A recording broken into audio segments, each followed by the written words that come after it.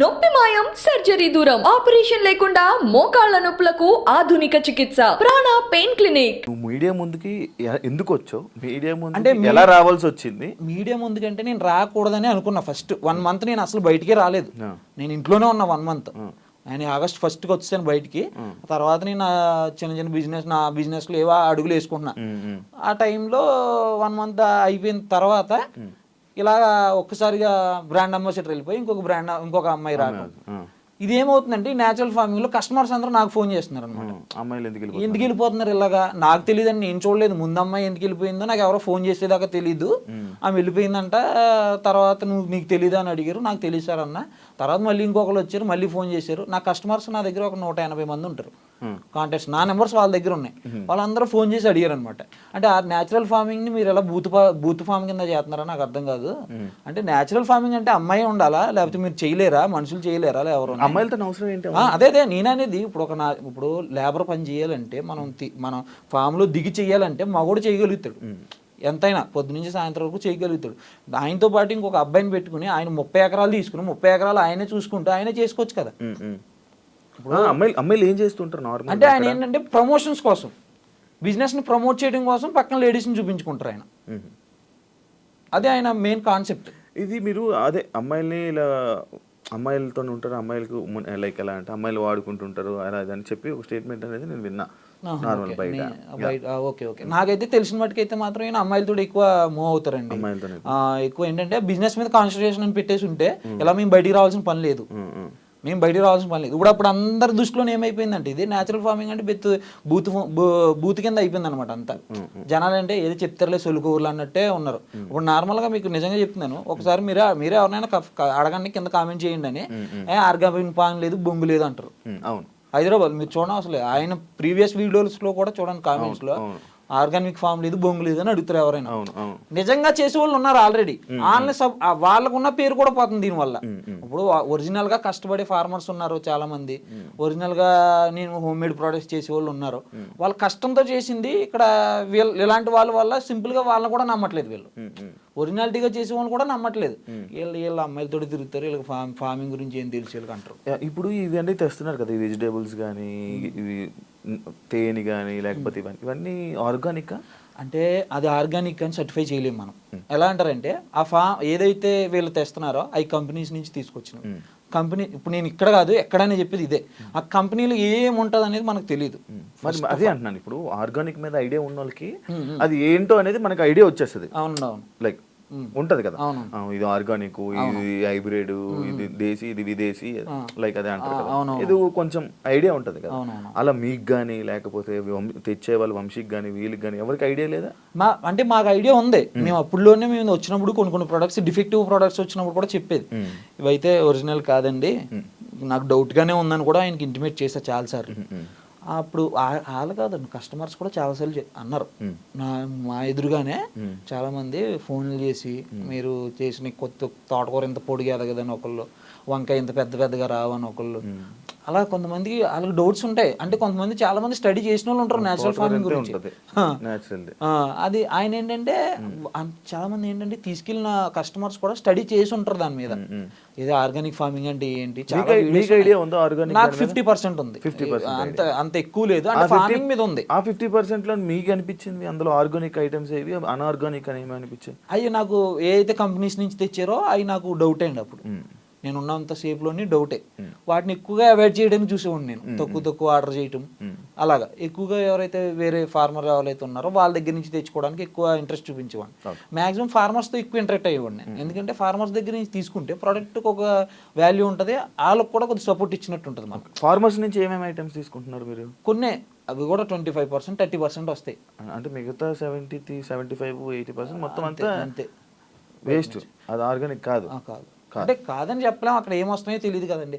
కంపెనీలో ఏం జరుగుతుంది అనేది లోపల జరిగేది మనకి ఏం తెలియదు. కానీ ఇది వంశీ ఆర్గానిక్స్ అనేది ఫేక్. అంతే ఇంకంతే అనుకోవాలి, అది ఫేక్.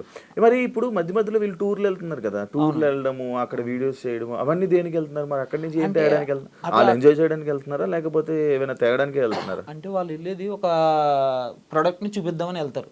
అక్కడ వరకు ఒక ప్రోడక్ట్ని చూపించడానికి, ఒక పసుపు కొమ్ము నాకు చూపించడానికి అంత దూరాలు వెళ్ళడం అవసరం లేదు. మన పొలంలోనే మనం వేసుకుని మనం అదే చూపించవచ్చు.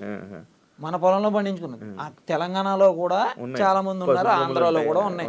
ఎక్కడెక్కడో ఊటీల దాకా బూటీల దాకా అన్నీ పోనవసరం లేదు. మన ఆంధ్రాలోని తెలంగాణలోని 2 తెలుగు రాష్ట్రాల్లోని ఫార్మర్స్ ఉన్నారు, వాళ్ళు పండిస్తున్నారు. వాళ్ళ దగ్గర మనం వెళ్ళి చూసుకుని తెచ్చుకోవచ్చు. లేదు నీకు ఓపిక ఉంది అనుకుంటే నువ్వే, ఇంకా నిజంగా చెప్పుకోవాలనుకుంటే నువ్వు పండించు, అంతేగాని వేరే కంపెనీ మీద డిపెండ్ అవడం ఎందుకు? సో నువ్వు పండించలేవు, 50% పండించగలుగుతున్నావు నువ్వు, కనుక 50% ఫార్మర్స్ దగ్గర నుంచి తెచ్చుకోవచ్చు కదా. ఇప్పుడు ఫార్మర్స్ ఎంతమంది ట్రైబర్ అక్కడ మన వైజాగ్ దగ్గర ఉంటారు, ట్రైబర్స్ వాళ్ళ దగ్గర చాలా ఉంటాయి. రీసెంట్ గా నాకు ఈ వీడియో చూసిన తర్వాత కూడా ఒక 2-3 ఫోన్ చేశారు అనమాట. వాళ్ళకి ఎలా చేసుకోవాలో తెలియట్లేదు, వాళ్ళకి మార్కెటింగ్ తెలియదు, వాళ్ళకి పండించేస్తున్నారు వాళ్ళు. మినుములని, పెసలని చాలా ఉన్నాయి వాళ్ళ దగ్గర. వాళ్ళు మాకు తెలియదు సార్, ఎవరైనా ఉంటే మాకు చెప్పండి, వాళ్ళకి మేము ఇస్తాం మేము స్టోర్లోకి అని వాళ్ళు. మేము ఒరిజినల్గా మేము కొండల్లో పండించినవి, మాకు ఎటువంటి కెమికల్స్ ఉండవు ఈడ అని అలాంటి దగ్గర నుంచి తెచ్చుకుంటే ఈయనకి తక్కువకి వస్తాయి. ఇప్పుడు నార్మల్గా నేను చెప్తున్నాను, అక్కడ కందిపప్పు ఉంది సార్, ఒక కందిపప్పు వాల్యూ అక్కడ వచ్చేసరికి 130 నుంచి 150 రూపాయలు, 170 రూపాయలు ఇచ్చేస్తున్నారు వాళ్ళు. అలాంటిది 250, 270, 300 పెట్టుకున్న ఆర్గానిక్లో అది ఒక రీజనబుల్ ప్రైస్ అవుతుంది జనాలకి. వీళ్ళు కంపెనీ నుంచి తెచ్చింది సగానికి అది కరెక్టో కాదో తెలియదు, దాన్ని తీసుకొచ్చి దాన్ని డబల్ రేట్ పెట్టుకుని అమ్ముకోవటం. రేట్ అయితే ఎక్కువే ఉంటాయి సార్, దానికి సంబంధించింది కాదు. ఇంకా అసలు రేట్ల గురించి మాట్లాడాలి. డబల్ త్రిబుల్ కూడా ఉంటాయి కొన్ని. అవునా? సంబంధం లేని రేట్లు అన్నిటికన్నా తక్కువ రేట్లు అని చెప్తారు, చాలా తక్కువగా వస్తుంది, మంచిగా ఉంటుంది మా దగ్గర ప్రొడక్ట్స్. గూగుల్ రివ్యూస్ చూడండి ఒకసారి, మీరు మ్యాప్స్ ఓపెన్ చేసి గూగుల్ రివ్యూస్ చూడండి, గూగుల్ మ్యాప్స్ వంశీ ఫార్మ్స్ గచ్చిపోలని కొట్టండి, కింద ఎక్కడైనా సరే పర్లేదు ప్రైజెస్ బాగానే ఉన్నాయి అంటే మాత్రం నాకు చెప్పండి. ఇప్పుడే నిన్న అన్న మాటలని వెనక్కి తీసుకుంటా. ఓకే కాదు మరి మీరు చెప్పలేదు ఆయనకి, ఎందుకన్నా ఇంత రేట్లు వేసి పంపుతారు? నేను ఒక్క నిమిషం ఆలోచించండి. నేను బిల్లింగ్ సిస్టమ్ ఏదైతే ఉందో సాఫ్ట్వేర్ అంతా కూడా నాకు తెలిసిన అతని ద్వారా పెట్టించా. నేను ఉన్నప్పుడు ఏ ప్రైజ్లు ఉన్నాయి, నేను వచ్చేసిన తర్వాత ఏ ప్రైజ్లు ఉన్నాయి చూడండి ఒకసారి. అసలు మీరు వచ్చేసాక పెరిగాయి? నేను వచ్చేసిన వెంటనే పెరిగిపోయినాయి. నేను ఏ రోజు అయితే ఆయనకి జూలై 20 చెప్పాను, నేను ఆగస్ట్ 1కి వెళ్ళిపోతాను. నేను ఆగస్ట్ 25కి, జూలై 25కి సాఫ్ట్వేర్ అంతా హ్యాండ్ ఓవర్ చేసాను వాళ్ళకి. ఎవరైతే వాళ్ళ ఎంప్లాయీస్ ఉన్నారో వాళ్ళకి చెప్పి, వాళ్ళ మమ్మీగా అవి చెప్పి రేపించేసాను. అవన్నీ డబల్ అప్పుడే మార్చుకున్నారు. అప్పుడు దాకా నేను ఉన్నంతసేపు కేజీ ఒక ఆకుకూర 120 రూపాయలు ఉండేది, ఈరోజు 180 రూపాయలు. నేను వచ్చిన తర్వాత రేట్లు మారినాయి. నేను ఉన్నంతసేపు ప్రైజుల డిస్కషన్ అంతా కూడా నా దగ్గర జరిగింది, నేనే పెట్టేసాను ప్రైజులు అన్నీ కూడా. ఆయన ఎప్పుడు కూడా ప్రైజుల దగ్గర ఇన్వాల్వ్ అవ్వలే. చెప్పేవారు అయితే ఏ ప్రైజ్ ఎంత ఉంది, ఏ ప్రైజ్ ఎంత ఉంది, దానికి ఇంత పర్సెంటేజ్ కొట్టేసి అని చెప్పేశారు. నేను ఏ రోజైతే నేను బయటకు వచ్చేసిన నేను ఉన్నప్పుడే వాళ్ళు మారుస్తున్నారు, కొన్ని మార్చారు, అన్ని మార్చలేదు. ఆగస్ట్ 1 నుంచి మారినాయి ఇవన్నీ. నువ్వు వెళ్ళిపోతున్నాను అంటే ఏమన్నారు? ఏమనలేదు, ఓకే రాజేష్ వెళ్ళిపో అన్నారు. ఆయన ఇంటెన్షన్ ఆల్రెడీ అదే, వెళ్ళిపోవడానికి ఇవన్నీ చేశారు. అంటే ఆయన ఏంటంటే అంతా రాజేష్కి తెలిసిపోయింది, ఇంకా తెలిసిపోతే మళ్ళీ ఇంకో రాజేష్ ఫామ్ లాంటిది ఏమైనా లేదుదేమో అని డౌట్ అనమాట. అమ్మాయిలు ఎందుకు వెళ్ళిపోతున్నారు? నీకు ఏమైనా రీజన్ చెప్పారా? ఏమైనా రీజన్ తెలుసా?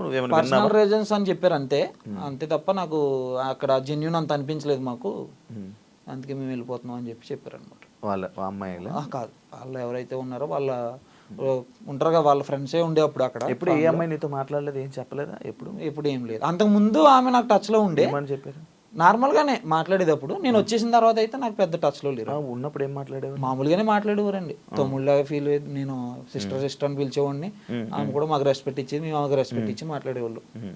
ఇక్కడ మీరు వర్క్ చేస్తుంటారు, ఎంతమంది స్టాఫ్ మొత్తం అక్కడ? 20 to 25 మెంబర్స్ ఉండేవాళ్ళు. ఎవరినైనా తిట్టడం, కొట్టడం అలాంటివి ఏం లేవు సార్. మంచి ఇలాంటి విషయాల్లో మంచి, అంటే ఒక అన్ఎక్స్పెక్టెడ్ గా తీసేయటం లాంటివి ఎక్కువ ఉండి. స్క్రీన్ లో కనిపించే వంశీకి బయట మీతో బిహేవ్ చేసే వంశీకి ఏమేమి తేడాలు ఉన్నాయి ఏంటి? అంటే స్క్రీన్ లో మోటివేషన్స్ ఇస్తారు కదా, అవి బయట ఉండవు. మేమైతే గమనించింది అదే. ఒక మనిషితో ఎలా ఉండాలంటారు ఆయన, ఒక మనిషిని లవ్ చేయాలి, ఒక ఎవరైనా సరే అమ్మాయి అయినా అబ్బాయి అయినా మనం లవ్ చేయాలంటారు కదా, బయట అది ఉండదు. అక్కడ ఉన్న ఎంప్లాయీస్ని కూడా కూలోడు అంటారు ఆయన, లేబర్. అంటే నేను అవసరం ఉన్నప్పుడు పిలుస్తాను, అవసరం లేనప్పుడు మానేస్తాను, నేను కూలి పని ఇస్తాను అంతే అంటారు ఆయన. అంటే బయట ఇచ్చేంత మోటివేషన్ ఆయన ఉండదు, రియల్ లైఫ్ లో బయట ఉండదు. అండ్ మనుషులతో బిహేవింగ్ కూడా అంత బాగుండదు. అలా అన్నయ్య కృష్ణ గారు బాగానే ఉంటారు.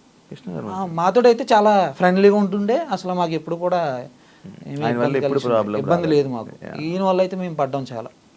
నేనైతే నరకమే చూసిన నేను అయితే. నైట్లో ఎక్కడెక్కడికో రమ్మంటారు, ఎక్కడికి రమ్మంటారు అంటే వాళ్ళకి డ్రింకింగ్ అలవాటు ఉంటుంది, అక్కడ డ్రింక్ చేసేసి వీళ్ళు వెళ్ళిపోయేటప్పుడు మామూలుగా వెళ్ళిపోతారు. అక్కడ నుంచి వాళ్ళని నేను తీసుకురావాలి. నైట్ నన్ను ఇంజాపూర్ నేను వెళ్ళేది ఇక్కడ నుంచి 1 గంట నుంచి వెళ్ళేటప్పటికి నాకు 1 గంట అవుతుంది. నేను పడుకుని ఫుడ్ తిని పడుకునేటప్పుడు 2 అవుతుంది. 1 గంట 2ంటికి ఫోన్ వస్తుంది. ఇంజాపూర్ అనేది చాలా లోపల ఏరియా అది. అక్కడి నుంచి నేను వాళ్ళు ఎక్కడ ఉన్నారో అక్కడికి వెళ్ళాలి, ఏమి వెహికల్ లేకుండా. ఎందుకంటే మరి వాళ్ళ వెహికల్లో తీసుకుని రావాలి కదా. పడిపోతుంటే నువ్వు నేను వెళ్ళి తీసుకుని రావాలి.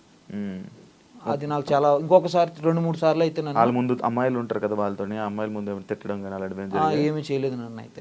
అమ్మాయిల ముందు అయితే నన్ను ఎప్పుడు తిట్టలేదు. అంటే లోపలికి నేను ఎప్పుడు వెళ్ళేది కాదు, బయట నుంచే ఇంకా పికప్ చేసుకోవడం రావటం అంతే మనకైతే జరిగింది. ఒక్కొక్కసారి అయితే నన్ను అక్కడ వాళ్ళని అక్కడ వదిలేసి నువ్వు వెళ్ళిపో అనేవారు. నేను నైట్ ఎక్కడ ఉండిపోతావు, నువ్వు వెళ్ళిపో అనేవారు. అక్కడ నుంచి మళ్ళీ నేను ఎన్ని పాటలు పడ్డా నేను రావాలి ఇంక ఇక్కడికి. ఆ టైంలో ఏముంటాయండి అంత దూరంలో, శంకరపల్లి అటు సైడ్ అంటే ఏముంటాయి. అలాగే ర్యాపిడోలు అని ఈ బుక్ చేసుకుని ఇంజాపూర్కి వెళ్ళేది. ఓకే, మీరు అక్కడ